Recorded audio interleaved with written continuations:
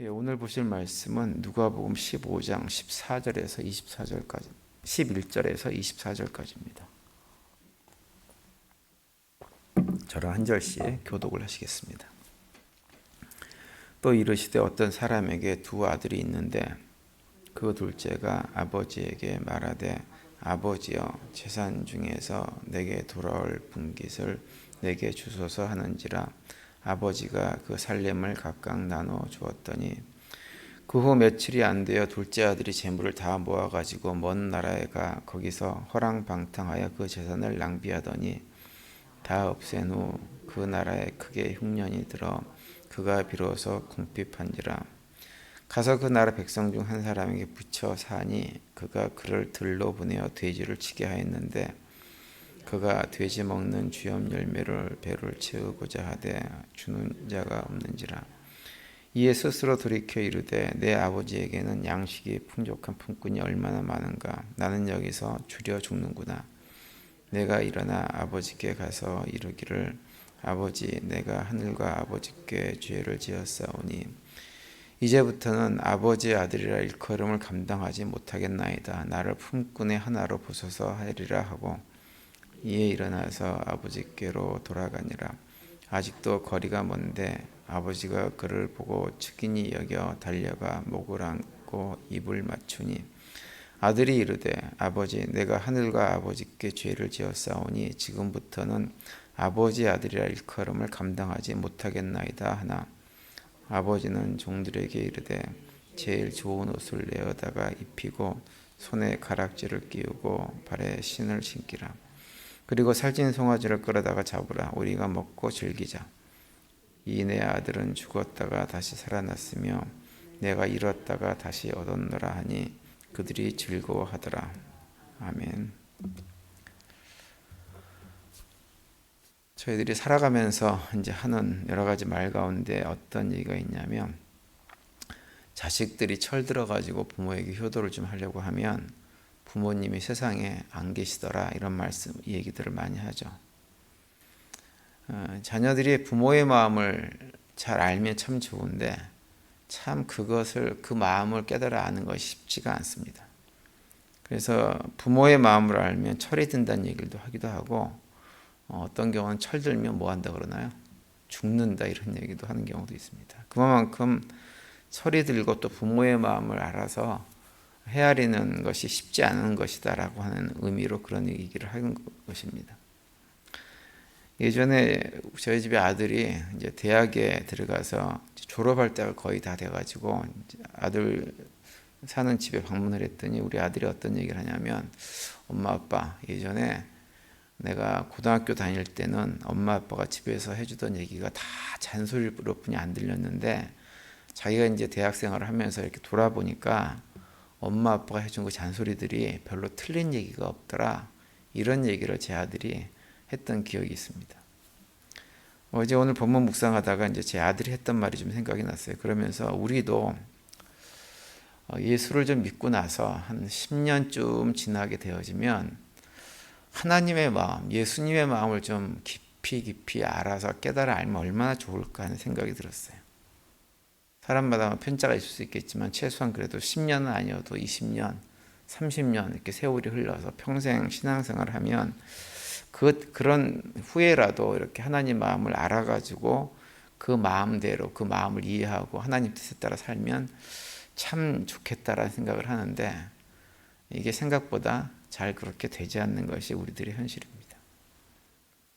오늘 아침에 읽은 본문도 어제 드렸던 말씀에 이어가지고 어떤 내용이 나오고 있냐면 죄인들이 회개하고 돌아오는 것을 무엇보다도 기뻐하시는 하나님 아버지의 마음을 예수님께서 비유로 또 말씀을 해주는 본문입니다. 우리가 너무나 잘 아는 탕자의 비유이죠. 두 아들이 있었는데 어느 아버지 밑에 두 아들이 있었는데 그 아들 가운데 둘째 아들이 아버지에게 자신에게 물려줄 유산을 미리 상속해 달라고 요구를 합니다. 그리고 그 상속받은 것을 다 받아가지고 먼 나라로 가가지고는 결국은 그 상속받은 재산을 다 탕진한 다음에 다시 집으로 돌아온다는 얘기가 오늘 본문의 내용이죠. 그래서 이제 오늘 보면 12절에 보면 이렇게 시작을 합니다. 그 둘째가 아버지에게 말하되 아버지여 재산 중에서 내게 돌아올 분깃을 내게 주소서 하는지라 아버지가 그 살림을 각각 나눠 주었더니 라고 말씀하고 있어요. 사실 그 예수님께서 이 비유를 하실 당시에 당시 사회의 어떤 분위기상으로 볼 때 작은 아들이 아버지에게 그 자신의 물려받을 유산을 미리 달라고 요구하는 것은 사실은 상상할 수 없는 일이었어요. 왜냐하면 유산이라고 하는 것은 뭐 오늘날도 마찬가지이지만 유산이라고 하는 것은 아버지가 돌아가신 이후에 받는 것입니다. 그런데 아버지가 멀쩡히 살아계시는데 먼저 유산을 달라고 하는 것은 어떤 의미냐면 살아계신 아버지를 죽은 사람 취급을 하겠다고 하는 거예요. 그러면서 아버지와 자신과의 관계를 끊어버리겠다고 하는 것과 똑같은 의미입니다. 그러니까 이제 둘째 아들은 완전히 패륜적인 태도를 취하고 있는 거죠.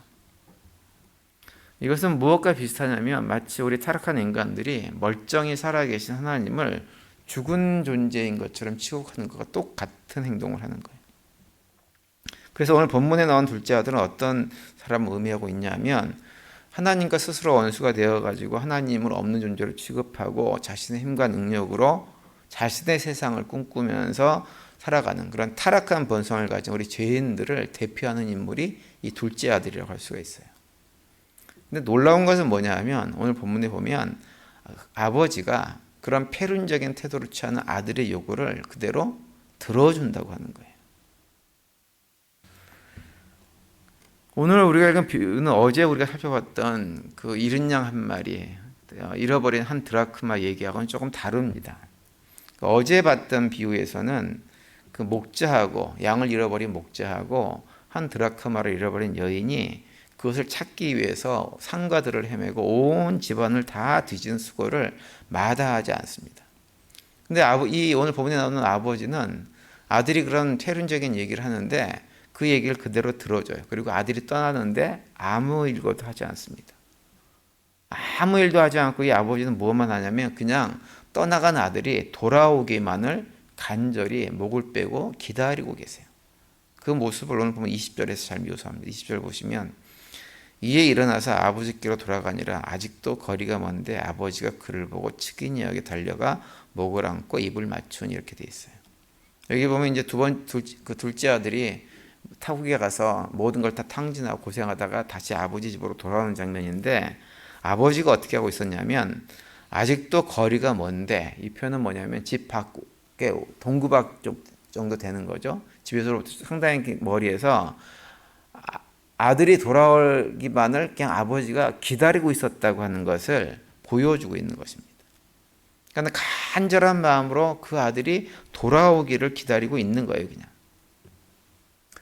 이 비유를 예수님께서 하신 이유는 뭐냐 하면 예수님과 함께 특별히 예수님께서 이제 세리와 죄인들과 함께 식사를 한다고 하는 것 때문에 예수님에게 문제를 제기하고 했던 바리새인들과 서기관들에게 탕자와 똑같은 삶을 살다가 이제 자신이 죄인임을 고백하고 회개하기 위해서 아버지 앞으로 나온 그 세리와 죄인들을 보면서 바리새인과 서기관들에게 너희들도 아버지가 그렇게 집 나간 아들을 갖다가 멀리서 아들이 오기만을 간절히 소망하면서 기다리고 있었던 그 마음처럼 너희들도 그런 마음을 가지고 죄인과 세리들을 바라보는 것이 마땅하지 않냐라고 하는 의미에서 이 비유를 하고 있는 것입니다.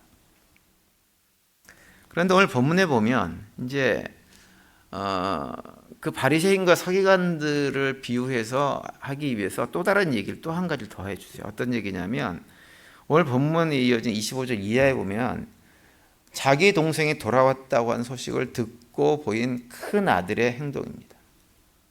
아버지가 자기 동생이 돌아온 것을 알고 잔치를 벌이고 하는 것에 대해서 큰아들이 동생이 돌아온 것을 기뻐한 것이 아니라 어떻게 하나요? 거기에 불만을 품습니다. 그리고 아버지를 대항합니다. 28절에 보시면 이렇게 기록하고 있죠. 그가 노하여 들어가고자 하지 아니하거늘 아버지가 나와서 권한 대로 이렇게 말씀하고 있어요. 그러니까 큰아들이 아버지가 벌인 잔치에 아버지는 막 기뻐가지고 너무너무 좋아하는데 큰아들은 어떻게 태도를 취하냐면 화가 나가지고 그 잔치 자리에도 안 가겠다고 하는 거예요. 그러면서 이 큰아들이 어떤 얘기를 하냐면 그동안에 자기 자신은 아버지 밑에서 아버지한테 순종하면서 열심히 일하기만 했음에도 불구하고 아무런 보상도 해주지 않으신 분이 어떻게 아버지 재산을 가지고 나가가지고 탕진한 모든 것들을 다 탕진하고 했던 그 아들을 받아들여가지고 이렇게 잔치를 벌일 수가 있느냐. 나는 이해할 수가 없다. 그러면서 집에 안 들어가겠다고 이렇게 지금 얘기를 하고 있는 거예요. 그 장면이 우리에게 보여주는 것은 뭐냐 하면 이 큰아들도 둘째 아들과 하나도 다르지 않은 탕자라고 하는 것을 보여주고 있는 것입니다. 작은 아들이 아버지 유산을 받아가지고 집을 나가버린 탕자가 되었다고 한다면 큰아들은 아버지 집으로 들어가기를 거부함으로 해가지고 탕자의 모습을 보여주고 있는 거예요. 예수님의 입장에서는 바리새인들과 서기관들이 자신들은 탕자도 아니고 죄인들도 아니라고 주장을 하면서 세리와 죄인들을 죄인 취급하고 상종하지 못할 취급을 하지만 사실은 예수님 입장에서 볼 때 하나님 마음의 입장에서 볼 때는 바리새인과 서기관과 똑같은 탕자에 불과하다고 하는 것을 말씀하고 있는 것입니다. 탕자 비유의 결론이 32절인데요. 32절에 보시면 아버지가 큰아들에게 이렇게 얘기합니다. 이 내 동생은 죽었다가 살아났으며 내가 잃었다가 얻었기로 우리가 즐거워하고 기뻐하는 것이 마땅하다 하니라 이렇게 말씀을 하고 있어요. 이 말씀은 아버지가 비유에 나오는 아버지가 큰 아들에게 얘기한 것이기도 하지만 동시에 바리새인과 서기관들에게도 하는 말씀입니다. 죄인들이 회개하는 것을 기뻐하고 즐거워하는 것, 죄인들이 주님 앞에 나오는 것을 기뻐하고 즐거워하는 것이 지극히 합당하고 그것이 곧 하나님 아버지의 마음이라고 하는 거예요. 이 예수님께서 주신 탕자의 비유는 어제 말씀드린 비유하고 또 다른 점 하나 가지고 또 있는데 그건 뭐냐면 어제 비유에 나오는 양이나 이 한 드라크마 같은 경우는 어떤 존재들이냐면요. 말을 하지 못하는 존재들입니다. 그래서 말을 못하는 존재들인 양이나 드라크마 같은 경우에 대해서는 사실은 우리가 살아가면서 이웃과의 관계 속에서 그런 존재들에 대해서는 그다지 그렇게 아버지 하나님의 마음을 품고 불쌍히 여기고 봐주는 것이 어렵지 않습니다. 그냥 어떤 경우는 그런 대상들에게는 좀 이렇게 마음을 너그럽게 가질 수 있는 것이 훨씬 더 쉬워집니다. 그런데 우리 주변에는 그런 존재들만 있는 것이 아니에요. 둘째 아들같이 아버지의 권위를 대항하고 직접적으로 도전하는 사람들도 많이 있습니다. 다시 얘기하면 나에게 직접적으로 도전하고 함부로 하는 사람도 주변에 많이 있어요. 그래서 도저히 용서가 안 되고 용납이 안 되는 그런 사람들이 덜어 있습니다. 그런 사람들을 만나게 되어지면 용서가 하고 싶어지지도 않고 그냥 원수로 그냥 사는 것이 그냥 마땅하다 이렇게 포기해버리고 살아가게 되어지는 거죠. 오늘 본문에 나오는 그 아들들은 바로 그러한 존재들입니다. 그런데 이제 우리가 그런 사람과 관계를 해서 용서를 못하는 그런 마음을 가지고 있게 되어지면 어떤 생각이 드냐면 하늘에 계신 하나님도 우리의 아버지도 우리와 똑같은 마음을 가지신 분이라는 생각을 하게 돼 있어요. 그래서 어떤 결과를 가져오냐면 우리가 다른 사람들을 용서하지 못하는 것처럼 하나님도 내가 저지른 죄에 대해서 잘못에 대해서 용서하지 못하시는 분일 것이다 라는 착각을 하게 되어져 버립니다. 그러면 한번 잘못을 하면 잘못된 길로 계속 가버려요. 돌이킬 생각을 하지 못하고. 특히 어떤 일이 벌어지냐면 삶 속에서 내가 정말로 하나님 백성으로 하지 말아야 될 것이 있는데 선을 넘어버리는 일들을 하게 되어지면 그 다음부터는 막 나가버립니다. 돌이켜서 둘째 아들처럼 아무리 자기가 모든 재산을 다 탕진해 버렸다고 해도 아버지께로 돌이켜서 회개하고 돌아서면 되는데 그걸 못 해버려요. 왜냐하면 하나님 마음도 자기가 누군가를 용서 못한 것처럼 하나님도 자기를 더 이상 용서해 주지 않을 것이다 라는 생각을 품고 사는 거예요. 그러다 보면 그 다음부터는 신앙생활을 막 해버립니다. 제가 목회를 하면서 그런 분들을 여러 번 봤어요. 여러 번. 잘 신앙생활 하다가 어느 순간에 자기의 실체가 폭로당하는 경험을 한 분들이 계세요. 여러 가지 어떤 방식으로. 폭로당해서 그 사람들이 그것을 알게 되어지고 너무나 부끄러우면 회개하고 돌아서면 돼요. 그냥. 그런데 그게 아니에요. 그 다음부터는 막 나가버립니다. 그래서 교회를 떠나버리기도 하고 신앙생활을 안 해버리는 분들이 덜어 있었어요.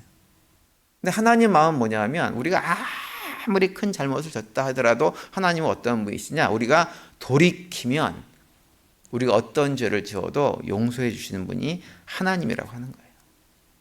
그렇기 때문에 우리가 살아가면서 신앙생활하면서 아무리 큰 잘못을 하고 실패를 경험하는 일이 있다고 해도 우리가 어떤 처지에 있든지 우리를 사랑하시는 하나님의 마음을 기억하고 하나님께만 돌이키면 된다고 하는 것이 오늘 본문 탕자의 비유를 통해서 우리에게 알려주시는 얘기입니다. 우리는 작은 아들처럼 생각을 할 수도 있고 큰 아들처럼 생각을 하고 행동을 할 수도 얼마든지 있어요. 그러나 하나님은 그 두 아들을 모두 다 사랑하시고 그들을 언제든지 용서해 주시는 분입니다. 우리는 그 하나님의 마음을 잊지 말아야 됩니다. 따라서 오늘 기도하실 때 우리는 하나님의 마음에 대해서 어떤 생각을 하고 살아왔는지를 한번 점검해 보시기를 바랍니다. 그리고 우리를 사랑하시고 용서하시되 끝까지 사랑하시고 용서하시는 하나님의 그 마음을 기억하시면서 우리가 어떤 처지 형편에 있든지 또 어떤 아무리 큰 죄 가운데 떨어진다고 해도 하나님께 돌이킬 수 있는 용기를 가지고 믿음의 길을 걸어가는 우리 모두가 되시기를 간절히 바랍니다. 그 가운데 오늘도 하나님의 마음을 더욱더 닮아가기 위해서 애쓰고 그래서 우리도 용서하고 위하고 품어주는 삶을 살아가는 가운데 삶의 자리 하나님께 주신 참된 평강이 넘치는 복된 하루가 되시기를 간절히 축원을 드립니다.